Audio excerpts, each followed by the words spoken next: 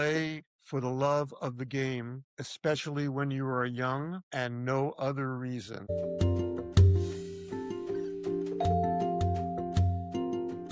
Today's episode is brought to you by El Tule, a family-run restaurant blending the bold flavors of Mexican and Peruvian cuisine right in Lambertville, New Jersey. Rooted in tradition and infused with love, El Tule turns every meal into a celebration of vibrant spices, fresh ingredients, and warm hospitality. Whether you're craving authentic ceviche, perfectly seasoned tacos, or a BYOB dinner out with friends, El Tule is worth the visit. Check them out in Lambertville. Delicious food and unforgettable vibes await.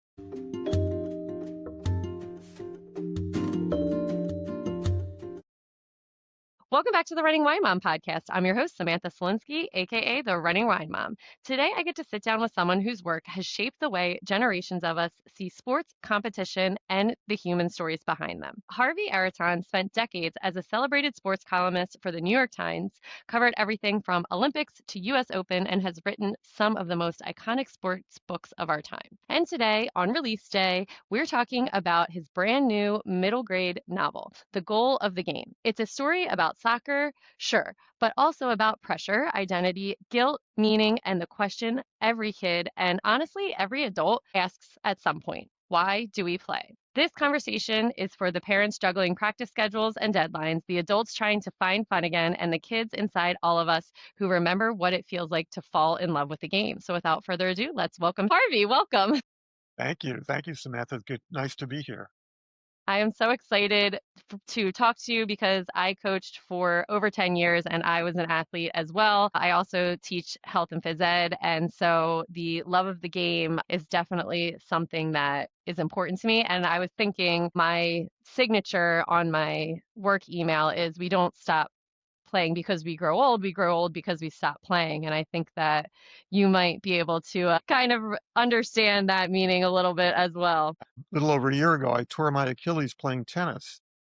Um, while I'm back to, I would say full strength, haven't been able to get over that mental hump Hmm. uh, and get back on the tennis court.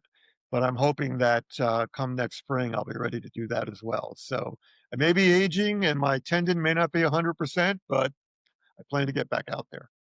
I love that. And so before we talk a little bit more about you, we start each episode with our wine, and win of the week segment. This is where we share our favorite bottle of wine, vent about something that's been bothering us, and celebrate our recent victories. So grab a glass, take a deep breath, and let's get started. So Harvey, what is your wine, WINE, of the week? Well, this being the start of the holiday season and the many small gatherings, getting together with people for a drink here and there, as opposed to, a full dinner. And because my wife and I, one of our favorite places in the world to travel is Portugal and specifically the Douro Valley, I Mm. have my bottle of Taylor Fladgate port, Ooh, which we will be using a lot of in the coming next couple of weeks, yum. getting together with friends and for a little wine and cheese in celebration of the holidays. Well, I guess I'm gonna have to book a trip there because that sounds delicious, and I have not been to Portugal yet, so I need to add it to my list. It's a wonderful country. I highly recommend it. That's awesome. So what is your complaint wine of the week? Well, I would say that Thanksgiving, which is my absolute favorite holiday. I have always been a huge Thanksgiving person, and I always have to kind of lift myself up a little bit when the weekend is finally over. So Mhm. that would be my wine of the week. That I always say also, Samantha, that for some reason the fall, which is my favorite season of all, tends to go flying by. Like first, So fast. summer's over, you're a little exhausted from all the heat and humidity of the Northeast. And then, fall comes and you're looking forward to that nice brisk weather and the beautiful foliage. And the next thing you know, Thanksgiving is over. It's winter will be here soon. I know. And that's my husband and I were just talking about that. We're like, we're in the end of the year. Like, how did we get here? What I thought it was just June. The summer flew by, the fall flew by, and I'm not quite ready for the holidays to be completely over, but I am looking forward to like a little bit of a slowdown because we have been nonstop. I don't know about you. Yeah. No, it's been a busy season. And I would say my win of the week is that my younger son just married his longtime girlfriend of 7 years about a week and a half ago. That's so Very exciting. small civil service in Brooklyn where they Mm. live with just the 2 families, and that was a special occasion for all of us. Oh, congrats. That's such a great and again, beautiful time to get married. So, congratulations to you guys. That's awesome. Yeah, thank you.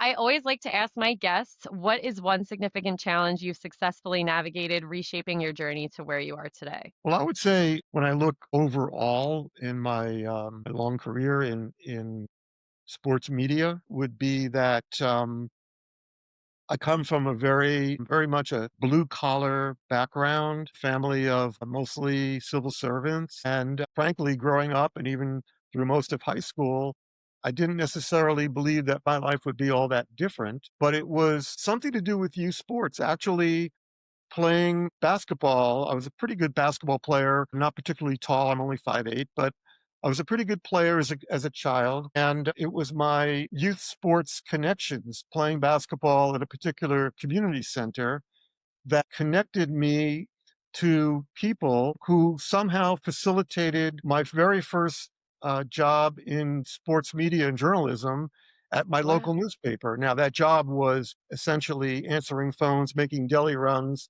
and stripping wires.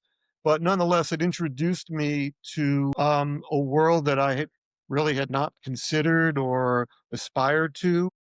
Hmm. And one thing led to another, and that opened the door to a long, long career in sports media. That's awesome. And it's true, you never really know where those little things will take you. And people really underestimate a team and what comes with a team, trust and connections and all of that, and where it can bring you to. You're the perfect example you are today. That's great. Yes, and one of the reasons why I wrote the book that I am now publishing is essentially, and I'm sure we'll get into it a little later, is for a reminder that youth sports primarily should be about building life skills, particularly for the age of the children that I've written this book for, approximately 8 to 12, give or take. Hmm. Too often it's seen as a bridge to a college scholarship or to become an Hmm. Olympian. And while those great success stories do happen for the overwhelming majority of kids, that's statistically improbable. And Hmm. so the message that I like to convey to children and their families, for that matter, is that the the reasons to play sports are numerous and they are truly beneficial, provided they are kept in context with the realities of what youth sports are for in the first place. Yes, I totally agree. And I was just talking with some of my friends who have kids who are around that age, like 8 to 10.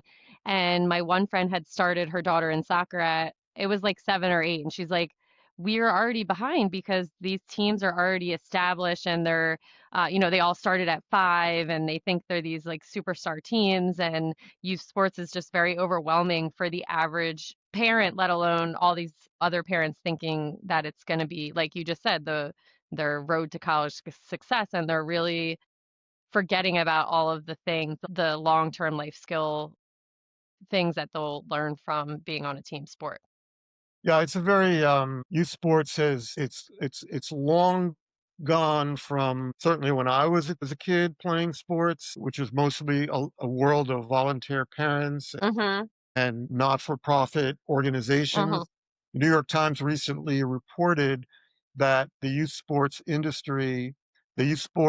the United States has now a $40 billion Wow. and some of the biggest sports private equity firms are plunging into it, and they're Wow. not there necessarily for the emotional well-being of children and families as much as they are to make money. So that's something Right.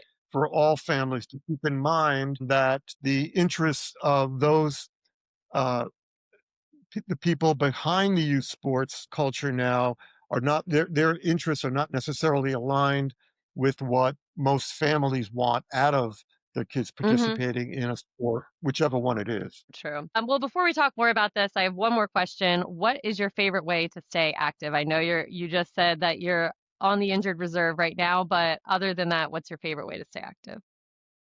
Well, I've long been an avid tennis player, and as I said, I hope to get back to it.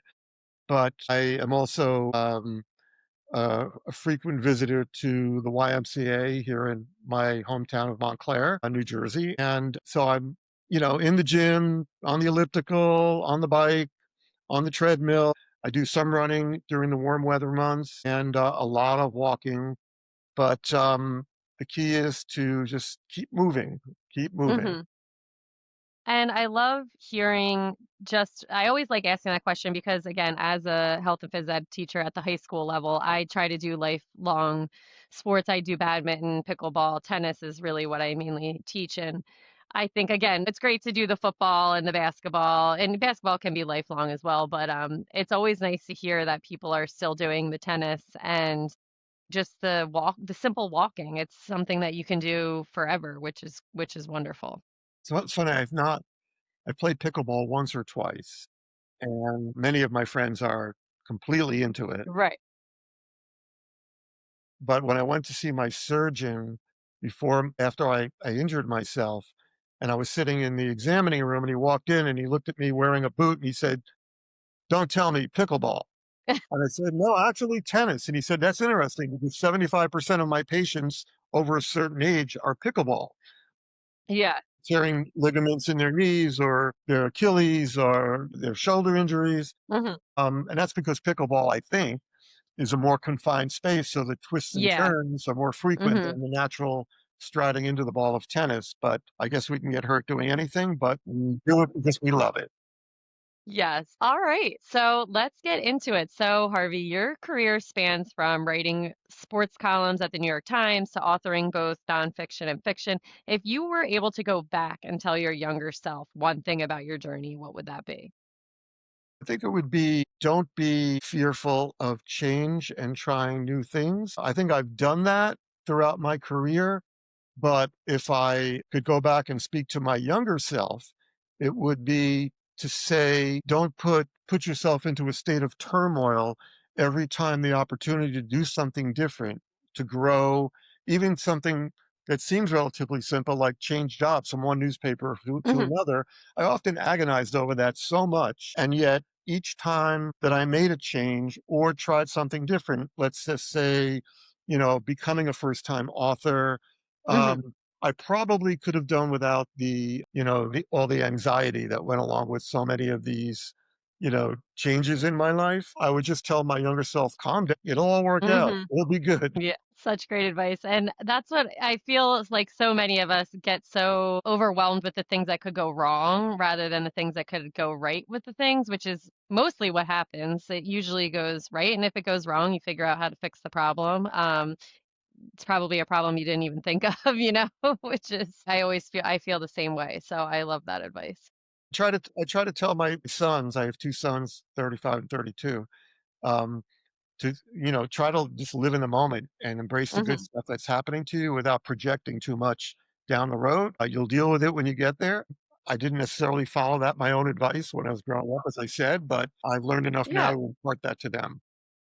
Easier said than done, you know? That's what I'm always like, just calm down, it will be okay. But then inside, everything's going all over the place. But hopefully they can take that advice as well. So let's talk about the goal of the game, your book that releases today. What was something like the spark that made you think, like, I want to write for this age group specifically? Because I don't feel like there are a lot of books that go to that age group with this topic rather than like a sports memoir or adult fiction.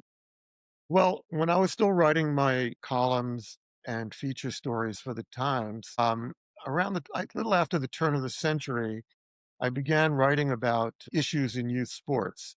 Mhm. And I think it was inspired by the realization that when I was a kid growing up, the Little League World Series in Williamsport, PA, every year on ABC's Wide World of Sports, which is a long defunct sports program that used to be on every Saturday afternoon, once a year they would show the Little League Championship game. And it was kind of a novelty thing. We got to see the young kids playing, trying to act like big leaguers. But by the turn of the century, ESPN, which is the major sports network, was televising pretty much every Little League game.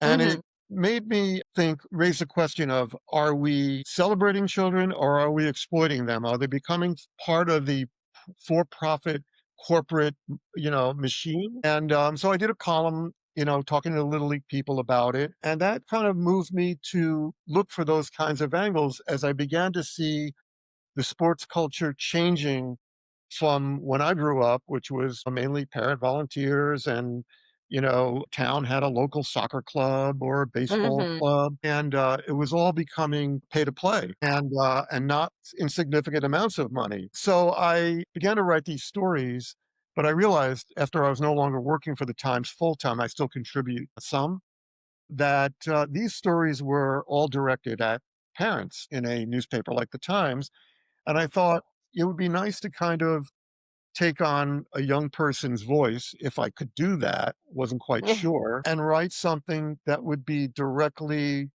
targeted to children. Yeah. And so that's when I started to sit down and kind of formulate a story about this one young soccer player who was going through a turbulent time in his young life and what the role soccer fit into it, and ultimately the terms under which he was willing to play. Mhm. So that was really the genesis and the motivation for my doing it. I wanted to expand on the stories that I had done, but for adults, but target something for children to read. Yeah, and so one of the things that I was when I was researching the book, in The Goal of the Game, Zane wonders, why do we play? So how would you answer that question for yourself today? Well, having seen so many children, I think the latest statistic that I researched was between 60 and 70% of children who start out playing some youth sport, by the time Mhm. they're 13 or 14, have quit. They've either burned out or felt too much pressure. So, what I would say that, you know, I would want youth sports to be about. I grew up at a time when parents weren't as nearly as watchful of their children at Right. play as they are now. Sometimes for better, sometimes for worse. But I kind of feel like, in a wishful kind of way, I know that there's probably no turning back the clock to what we've created, but I would say I would prefer youth sports to be something that is child driven. The days when kids just went out to the schoolyard Mhm. or to the field and just organized themselves, to me seem to be something that is more conducive to a healthier experience for children. Again, we're not going back, but part of my reasoning again for writing the book was to try to remind children and parents of what the real reasons why children, specifically of these age groups. I mean, once you get to adolescence, you are beginning to separate the gifted children from the kids who just want to be out there for some exercise and to compete a little Mhm. bit.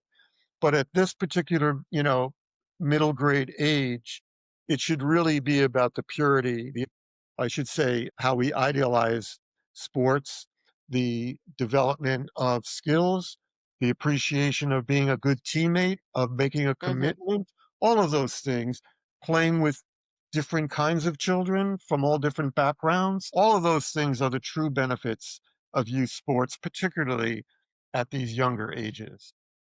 Right. So how was the process of writing this book different than previous books, like having to get back into the mind of preteen basically, and also knowing what you know from living through it? How did that kind of differ from your previous book? Well, some of my longtime New York Times readers would probably tell you that Harvey's really found his true audience. He should have been writing for children all these years. But no, I kind of, it was really hard because, you write for so many years in a certain voice Mhm. with use of vocabulary and the way you structure your sentences and all of that. And all of a sudden, you're stopping every other word to say, wait a minute, would the 12-year-old use that word? Would he Yeah. use that phrase? I probably edited this book more times than any of the other books I've written, and this is my 10th book. I've Yeah. written one other novel that was for obviously for adults. It was just really challenging, and even in the final stages, the wrap up, going through it for the last time for, typos, Mhm. punctuation mistakes, things like that. I still found myself saying, "Wait a minute, a 12-year-old wouldn't use that word," Yeah. Um, and of course, then you start to second guess yourself. Well, what if it's a precocious 12-year-old? Um, Right. so you can literally drive yourself crazy. And what are the new terms, that the kids are using and that it Yeah. changes so quickly? I did read a bunch of middle grade novels in preparation for it, trying to coach myself, and that was very helpful. Yeah. But it was very challenging, but in the end gratifying because Yeah. I think I've gotten a voice that children of that age can relate to. Yeah, that's wonderful. So, to kind of go more into you, you've covered Olympics, Wimbledon, US Open, and so much more. How did witnessing elite competition shape the themes in your novel around pressure, identity, and fun? Well, yes, I've been fortunate enough to travel all over the world and cover, I guess, the early 1980s on some of the most, famous athletes from Hmm. the great tennis players, John McEnroe, Bjorn Borg, to Pete Sampras, onto the era of Roger Federer and Rafael Nadal and Novak Djokovic. The NBA was a particular sport of interest to me. It was often, at the NBA Finals. So the era of Larry Bird and Magic Johnson to Michael Jordan to LeBron James. Uh, and I guess understanding at that highest level of competition just how uniquely gifted these people are. They're really savants at what they Hmm. do. And they are one in, I don't know, I can't pick a number, but it's certainly a high number Hmm. that makes them so exceptional. And that kind of reinforced to me the notion that parents of kids at the grades again that I'm writing for should be really careful before they, you know, put these notions of college scholarship and grandiose ambition into the minds of their children at that age because again the statistical probability is so low Mm. that forget about being Michael Jordan. We're Right. just talking about being a Division 1 college scholarship athlete. Yeah. So it's given me an appreciation for just how rare these great athletes are. You're talking about in the NBA, let's say, I think it's about 500 players out Wow. of how many billions of people are on the planet and how Yeah. global a sport that is now since the early Hmm. 90s. So I guess that's the greatest impression that covering these elite athletes have given me. It's sort of like, if you ever had, not that I did, the good fortune of sitting down and discussing quantum physics with Stephen Hawking or someone of that Yeah. nature, you would not come away from that saying like, I think my 9-year-old could grow up to be the next Yeah. Stephen Hawking, right? So that's Yes. that's sort of like what you're doing. You're projecting something that is so unlikely for your child. Yeah. I understand it though. Sports is such a visible commodity in our local communities. If you have a child who is a really special mathematician, Hmm. chances are the only people in your community who are going to know about it are the kids in his class, his or her Yeah. class, you could say. Um, and but sports every weekend, whether it's baseball or football or basketball or soccer, lacrosse, you know, parents are lining those fields and people, your friends, your neighbors, all get to see your kid. Oh, wow, she scored 3 goals in that last soccer game. She's really good. It's Hmm. understandable why parents develop, they swell with pride, Right. but they have to learn to keep it in perspective. Yes, it is very hard, I feel like, for parents. So, I see all over social media, and yeah, your kid is a great athlete, and maybe they could take their sports somewhere, but it again, like you said, it might not be to the Olympics or the professionals. So to go to your experience in the field, what's one memorable sports moment you've covered that still sits with you when you think back on it or makes you happy or smile? There were so many. Loved I loved, particularly as I got a little older in the business, covering international sports, going to Hmm. the Olympics, covering a Davis Cup competition between the United States and Zimbabwe in Harare, Zimbabwe, the first time I was ever stepped foot in Africa. Wow. Um, but I have to bring it back to a very personal story. When my older son was, let's see, it would have been 1998, so that would have made him 9 years old. He was the biggest Michael Jordan fan. I mean, he loved and worshiped Michael Jordan and the Chicago Bulls of the 1990s, which is a team that won 6 championships in 8 years at a time Hmm. when Jordan was sort of like leading um, the NBA to becoming a global sport, popularizing basketball all over the world. And the Bulls were playing the finals in Salt Lake City, Utah, against the Utah Jazz. And everyone knew they had already announced this prior to that season that this was going to be the last season for the Chicago Bulls of that team assembled with Yeah. led by Jordan. And in fact, ESPN during the early part of COVID did like a 10-part series called The Last Dance based on that season. Mm, yeah. And anyway, game six, which turned out to be the last game, started at 5:30 in Salt Lake City, which meant it started 7:30 it back here in the East, which meant that my son would be able to stay up. It was a school night, Sunday night, to watch the game. And it was a spectacular finish.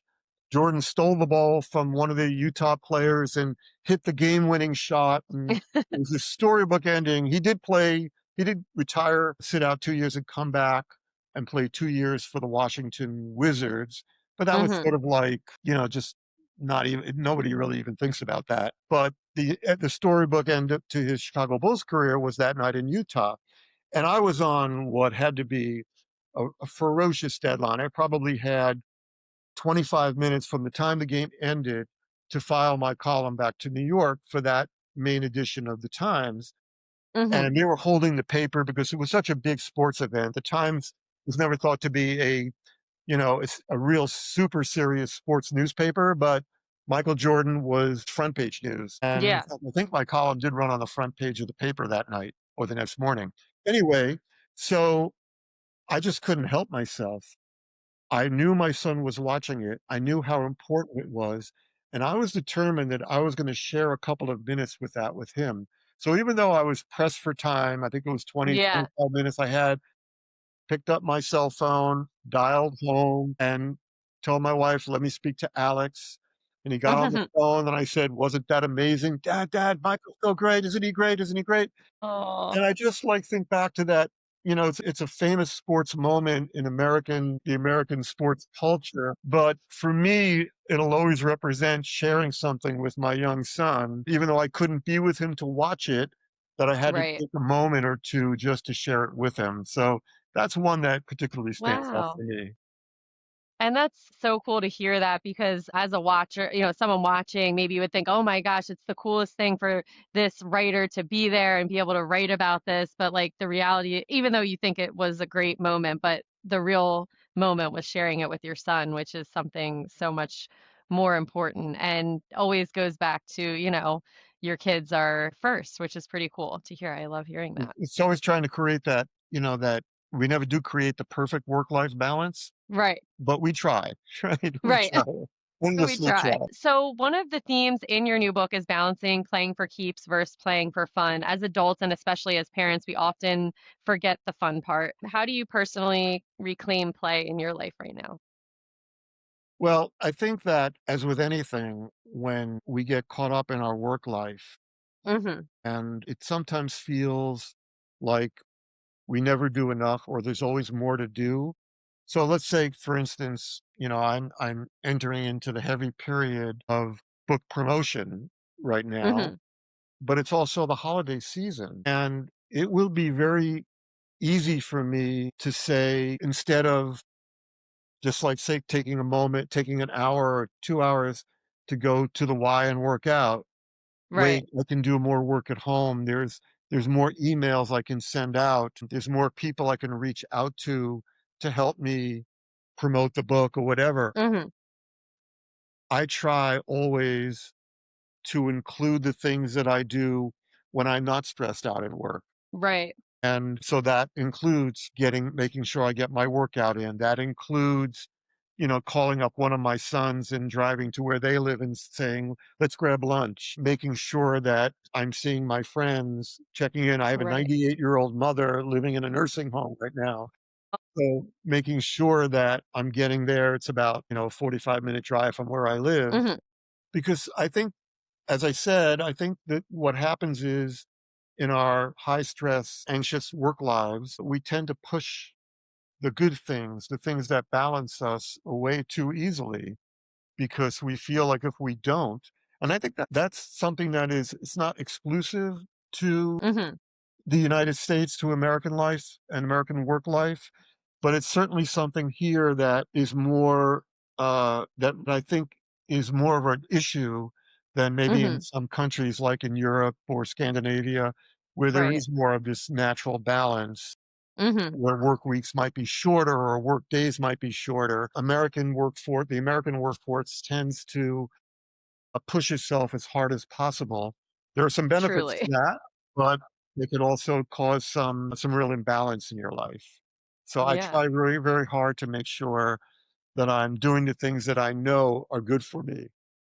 Awesome. That's great advice and something that I need to remember as well because it is such a stressful time of the year trying to fit everything in. You have given us some great stories and great information, and we are excited for your book to come out. If you could dedicate the goal of the game to every kid who's ever felt overwhelmed, unseen, or pressured in sports, what would that message be in one sentence? Play for the love of the game, especially when you are young, and no other reason. Just play for the love of the game. That. That is a great spot and great advice to end on. So that's going to bring us to the end of another episode of The Running Wine Mom. Harvey, thank you so much for this conversation, for your stories, for your honesty, and giving all of us, parents and kids alike, a reminder that the real goal of the game is connection. Joy is connection, joy, and showing up with heart. And for everyone listening, the goal of the game is officially out today, December 16th. If you have a young athlete, a reluctant reader, a kid navigating pressure, or you just want a book that will make you remember why you fell in love with something in the first place, this is the one. So thank you, Harvey, for coming on. I appreciate it. Samantha, thanks so much for having me. I appreciate the opportunity to talk to you and have a great holiday season. You too. So, again, as always, thank you for spending time with us on The Running Wine Mom. Don't forget to subscribe, leave a review, and share this episode with someone who needs to hear it. You can follow me on Instagram at the running wine mom underscore. And Harvey, where can the listeners find you? They can find me on Blue Sky. They can find me on Instagram and on LinkedIn. Awesome. And I will link everything for your book as well as where to find you on all social media. So that will be great. Congratulations again on your book. Thank you so much. And Yeah. I'll get it up Yes. on all my social media, including Facebook, which I forgot about, but I'm on that too. Awesome. Perfect. So thank you so much for joining us today. Remember, you are strong, you are capable, and you are all amazing. Until next time, keep running, keep sipping, and keep embracing the joy of parenthood. Cheers, and I will be back next Tuesday.